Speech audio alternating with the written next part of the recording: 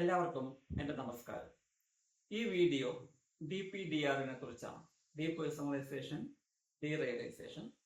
അതിൽ നിന്നും അതിൻ്റെ എക്സ്പീരിയൻസ് എന്തൊക്കെയാണ്, അതിൻ്റെ പൊതുവെ കാണപ്പെടുന്ന ലക്ഷണങ്ങൾ എന്തൊക്കെയാണ്, ഒരു പരിധിവരെ എങ്ങനെ റിക്കവർ ചെയ്യാം എന്നുള്ളതിനെ കുറിച്ചിട്ടുള്ള ഒരു വീഡിയോ ആണ്.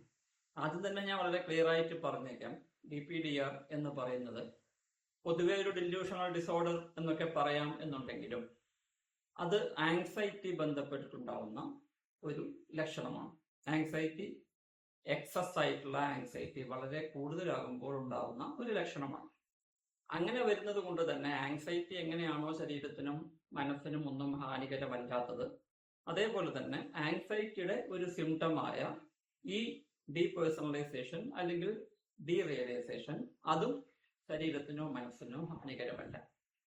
നമ്മൾ അതിൻ്റെ ഓരോരോ ലക്ഷണങ്ങളുമായി എക്സ്പ്ലെയിൻ ചെയ്യുമ്പോൾ ഞാനത് പരമാവധി നിങ്ങൾക്ക് മനസ്സിലാക്കി തരുവാൻ ശ്രമിക്കാം. DPDRന്റെ ലക്ഷണങ്ങൾ ആദ്യമായി ഒന്നാമതായി പറയുവാനുള്ളത്, റിയാലിറ്റിയിൽ നിന്നും കട്ട് ഓഫായി നിൽക്കുന്ന, കട്ട് ഓഫ് ആണോ എന്ന് തോന്നുന്ന ഒരു സാഹചര്യം, feeling cut off from the reality, യാഥാർത്ഥ്യത്തിൽ അല്ല ഞാൻ ജീവിക്കുന്നത്, അല്ലെങ്കിൽ ചുറ്റും നടക്കുന്ന കാര്യങ്ങളൊന്നും യഥാർത്ഥമല്ല എന്നുള്ള ആ ഒരു ഫീലിംഗ് ആണ്. ഇത് വരുവാനുള്ള പ്രധാനപ്പെട്ട കാരണം എന്താണ്? അഗൈൻ ഈ ഫൈറ്റ് ഓർ ഫൈറ്റ് സിൻഡ്രോമിനെ കുറിച്ച് അറിയണം. അങ്ങനെ സംഭവിക്കുമ്പോൾ അതിൻ്റെ ഒരു ഭാഗം ഹാർട്ട് റേറ്റ് കൂടുതലും, കൈകാലുകൾ വിറയ്ക്കലും, ശ്വാസോച്ഛ്വാസത്തിന്റെ ഗതി വർദ്ധിക്കലും, അങ്ങനെയൊക്കെല്ലാമാണ് പൊതുവെ ഒരു ആങ്സൈറ്റി ലക്ഷണം. അതിൻ്റെ കൂടെ വരുന്ന മറ്റൊരു ലക്ഷണമാണ് ഫാസ്റ്റ് ആയിട്ടുള്ള തോട്ട്സ്, വളരെ സ്പീഡിൽ സഞ്ചരിക്കുന്ന ചിന്തകൾ. ആ ചിന്തകൾ വളരെ ഫാസ്റ്റായി സഞ്ചരിക്കുന്നു, മനസ്സിനകത്ത് ഇങ്ങനെ കടന്ന് ഓടിക്കളിക്കുന്നു. അതേപോലെ തന്നെ വേറെ ഒരു സിംറ്റമാണ് ഈ ആങ്സൈറ്റിയുടെ അല്ലെങ്കിൽ പാനിക്കിന്റെ മറ്റൊരു സിംറ്റമാണ് ഹൈപ്പർ വിജിലൻസ് എന്ന് പറയുന്നത്. അതായത് നമ്മുടെ ശരീരം ചുറ്റുപാടും നടക്കുന്ന എല്ലാ കാര്യത്തോടും ജാഗരൂകമാണ് എന്നുള്ളതാണ് ഹൈപ്പർ വിജിലൻസ് എന്നുകൊണ്ട് ഉദ്ദേശിക്കുന്നത്. സംഭവം എന്താണ്? വളരെ സിമ്പിളാണ്. നമുക്കറിയാം, പണ്ട് നമ്മളൊരു ഗുഹയിൽ താമസിച്ചിരുന്ന കാലം, പണ്ട് കാലത്തെ മനുഷ്യർ ഗുഹകളിൽ താമസിച്ചിരുന്നു. ഈ വൈൽഡ് ആനിമൽസ്, അതായത് കാട്ട് വന്യമൃഗങ്ങളെ അവർ വളരെയധികം പേടിച്ചിരുന്നു. അവരുടെ മനസ്സും ശരീരവും എപ്പോഴും ജാഗരൂകമായിരിക്കേണ്ടത് അത്യാവശ്യമായിരുന്നു. ചുറ്റുപാടും നടക്കുന്ന ഒരു ചെറിയ ശബ്ദം പോലും, ഒരു ചെറിയ അനക്കം പോലും, ഒരു ചെറിയ ഇളക്കം പോലും അവർക്ക് ഡേഞ്ചറസ് ആവാനുള്ള സാധ്യതകളുണ്ട്. വന്യമൃഗങ്ങൾ വരുവാനുള്ള എല്ലാ സാധ്യതയുമുണ്ട്, ഇവരെ ആക്രമിക്കുവാനുള്ള സാധ്യതയുണ്ട്. ഇത് ഫൈറ്റ് ഓർ ഫ്ലൈറ്റ് സിൻഡ്രോമിന്റെ ഒരു ഭാഗമായതുകൊണ്ട് ചുറ്റുപാടും നടക്കുന്ന എല്ലാ കാര്യങ്ങളിലും വളരെ ജാഗരൂകമായി ഫോക്കസ് ചെയ്യേണ്ട ഒരാവശ്യം അവർക്കുണ്ടായിരുന്നത് കൊണ്ട് ഇവർ എപ്പോഴെല്ലാം വേട്ടയ്ക്ക് പോകുമ്പോഴോ അല്ലെങ്കിൽ ഗുഹയിൽ നിന്നും പുറത്തേക്ക് പോകുമ്പോഴോ വളരെ ജാഗരൂകമായി ചുറ്റുപാടുമുള്ള എല്ലാ വിഷയങ്ങളിലും ഒരേ സമയം ഫോക്കസ് ചെയ്യേണ്ട ഒരു സാഹചര്യം ഉണ്ടായിരുന്നു. അതേ അവസ്ഥയാണ് ഇപ്പോഴത്തെ ആങ്സൈറ്റിയിലും അതല്ലെങ്കിൽ പാനിക്കിലും നമുക്ക് കാണുന്നത്. ചുറ്റുപാടുമുള്ള എല്ലാ വിഷയങ്ങളിലും ഒരേ സമയം ഫോക്കസ് ചെയ്യുകയും പെട്ടെന്ന് മാറുന്ന ചുറ്റുപാടുമുള്ള എല്ലാ ലക്ഷണങ്ങളിലും, എല്ലാ ചുറ്റുപാടും സംഭവങ്ങളിലും, ചെറിയ ഇല വീണാൽ പോലും, ചെറിയൊരു പൂമ്പാറ്റ പറന്നാൽ പോലും, ചെറിയൊരു ശബ്ദം കേട്ടാൽ പോലും, ചെവിയുടെ പെട്ടെന്ന് ശബ്ദമുണ്ടാക്കിയാൽ പോലും പെട്ടെന്ന് ആ സ്ഥലങ്ങളിലേക്ക് എല്ലാം മനസ്സ് ഫോക്കസ് ചെയ്യേണ്ട ഒരു സാഹചര്യം അത്തരം സാഹചര്യങ്ങളിൽ ഉണ്ടാവുന്നു. അതാണ് ഹൈപ്പർ വിജിലൻറ്റ് എന്ന് പറയുന്നത്.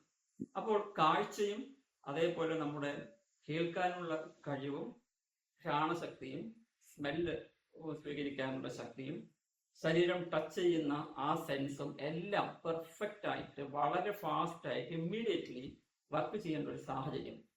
അതാണ് ഹൈപ്പർ വിജിലൻറ്റ്. നമ്മുടെ സെൻസ് എല്ലാം വളരെ പെട്ടെന്ന് ഹൈപ്പർ വിജിലൻ്റ് ആയി വരുമ്പോൾ ചുറ്റുപാടും നടക്കുന്ന കാര്യങ്ങളെല്ലാം, ആക്ച്വലി അങ്ങനെ ഒരു സംഭവമില്ല. നമ്മൾ കാട്ടിലായിരുന്നെങ്കിൽ നമ്മുടെ ഫോക്കസ് നമ്മളെ ഹെൽപ്പ് ചെയ്തേനെ. പക്ഷെ ഇവിടെ നേരെ തിരിച്ചാ സംഭവിക്കുന്നത്. നമ്മുടെ ചുറ്റുപാടും ഒരു ഡേഞ്ചറസ് ആയിട്ടുള്ള സിറ്റുവേഷനും ഇല്ല.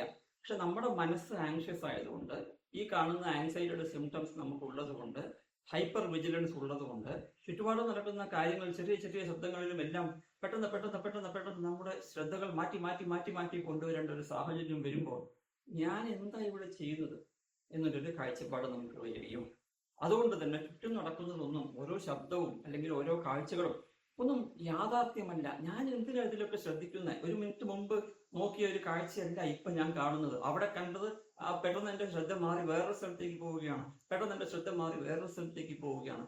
ഇതെന്തിനാണ് ഞാൻ ഇങ്ങനെ ചെയ്യുന്നത്? ഈ നടക്കുന്നതൊന്നും റിയൽ അല്ലേ? ഞാൻ ഈ ചെയ്യുന്നതൊന്നും യാഥാർത്ഥ്യമല്ലേ?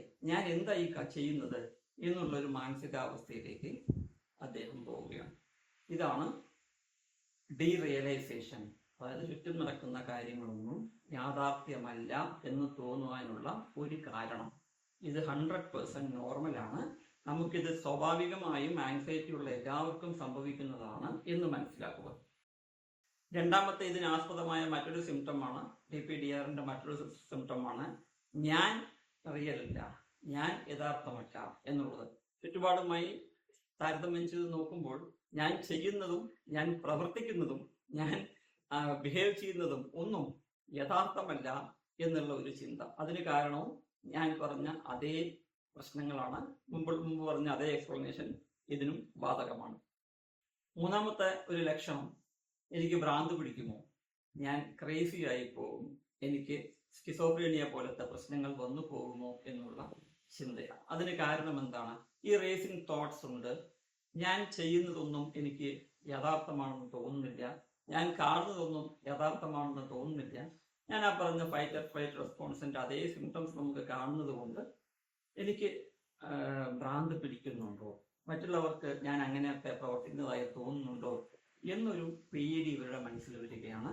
യഥാർത്ഥത്തിൽ അങ്ങനെ ഒന്നും സംഭവിക്കാൻ പോകുന്നില്ല. ഈ പ്രശ്നം വളരെ പെട്ടെന്ന് നിങ്ങൾക്ക് സോൾവ് ചെയ്യാവുന്നതേ ഉള്ളൂ. അതുകൊണ്ട് പേടിക്കേണ്ട കാര്യമില്ല.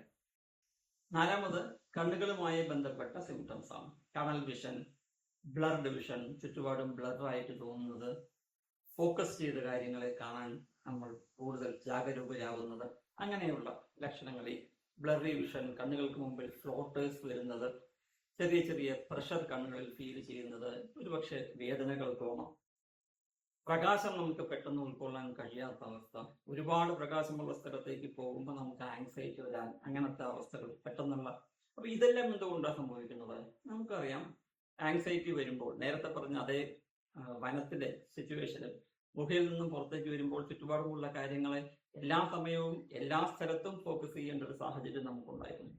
ആ സമയത്ത് അങ്ങേറ്റം ഹൈപ്പർ വിജിലന്റ്, ജാഗരൂകമായിരിക്കാൻ വേണ്ടി നമ്മുടെ കണ്ണുകളുടെ പ്യൂപ്പിൾ, കൃഷ്ണമണിയെ, ശരീരം ആങ്സൈറ്റി ഉള്ളതുകൊണ്ട്, അങ്ങനെ ആങ്ഷ്യസ് ആയി ചിന്തിക്കുന്നത് കൊണ്ട് കംപ്ലീറ്റ് ഡയലേറ്റ് ആയി വരികയും കൂടുതൽ പ്രകാശം വരികയും കൂടുതൽ കാഴ്ചകൾ കാണിച്ചു തരികയും കൂടുതൽ ചുറ്റുപാടുകളെ കാണുവാനുള്ള സാഹചര്യം ഉണ്ടാക്കുകയും ചെയ്യും. അപ്പോൾ എല്ലാ കാര്യങ്ങളും പെട്ടെന്ന് കാണുന്ന, വെളിച്ചം പെട്ടെന്ന് സ്വീകരിക്കുന്ന, ഹൈപ്പർ വിജിലന്റായി ഓരോ കാഴ്ചകൾക്കും പെട്ടെന്ന് റിയാക്ട് ചെയ്യുന്ന ഒരു മനസ്സാണ്, ഒരു ശരീരമാണ് ആ സമയത്ത് നമുക്കുള്ളത്. അതാണ് ഈ പ്രശ്നങ്ങൾക്ക് കാരണം. കണ്ണുകളിലെ സിംറ്റംസിന് കാരണം ഇതേ ഫൈറ്റ് ഓർ ഫ്ലൈറ്റ് സിൻഡ്രോം ആണ്. അതിന്റെ അടിസ്ഥാനം ഞാനിപ്പം പറഞ്ഞതാണ്. അടുത്തത് ഒരു സിംറ്റം വരുന്നത്, സമയം വല്ലാതെ പെട്ടെന്ന് കടന്നു പോകുന്നു, അല്ലെങ്കിൽ സമയം എത്ര നേരം ഞാൻ ഇങ്ങനെ ഇരുന്നു എന്ന് അറിയുന്നില്ല, രാവിലെ മുതൽ വൈകുന്നേരം വരെയായി, ഈ സമയത്തൊന്നും ഞാൻ എന്ത് ചെയ്തു എന്ന് അറിയുന്നില്ല. അപ്പോൾ ഈ നടന്നൊന്നും യാഥാർത്ഥ്യമല്ലേ, ഞാൻ സ്വപ്ന ലോകത്താണോ എന്ന് ചിന്തിക്കുന്ന ഒരു മാനസികാവസ്ഥ. അഗൈൻ സ്വാഭാവികമാണ്. ഒരു സിമ്പിൾ ആയിട്ടുള്ള ഉദാഹരണത്തിന്, നിങ്ങൾ ഒരു അരമണിക്കൂർ നേരം ബൈക്ക് ഓടിച്ച് യാത്ര ചെയ്തു എന്ന് വിചാരിക്കും.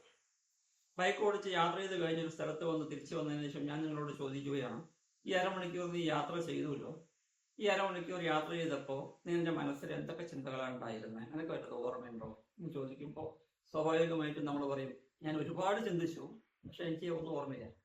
അപ്പോൾ ഒന്നും ഓർമ്മയില്ല എന്ന് പറയുമ്പോൾ നമ്മൾ എന്തൊക്കെയോ ചിന്തിച്ചു എന്നുള്ളത് ഉറപ്പാണ്. പല ചിന്തകളും വന്നിട്ടുണ്ട്, അതെല്ലാം ഉറപ്പാണ്. പക്ഷെ ഒന്നും ഓർമ്മയില്ല എന്ന് പറയുമ്പോൾ അതിനെന്താണ് അർത്ഥം? സിമ്പിൾ.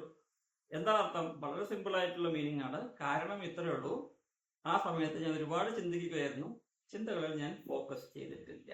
അപ്പൊ ചിന്തകളിൽ ഫോക്കസ് ചെയ്തിട്ടില്ല എന്ന് പറയുമ്പോൾ അതിനെന്താ അർത്ഥം? വളരെ ക്ലിയർ ആണ്. സമയം പോയിട്ടുണ്ട്, സമയം പോയിട്ടില്ല എന്നല്ലല്ലോ. അപ്പൊ ഈ സമയം ഇത്ര നേരം വേസ്റ്റ് ആയി പോയി, സമയത്തിന്റെ ഒരു കൃത്യത എനിക്ക് കിട്ടിയില്ല എന്നെല്ലാം ചിന്തിക്കുന്നത് ശരിയല്ല. ഇത് സ്വാഭാവികമായി സംഭവിക്കുന്നതാണ് എന്നർത്ഥം.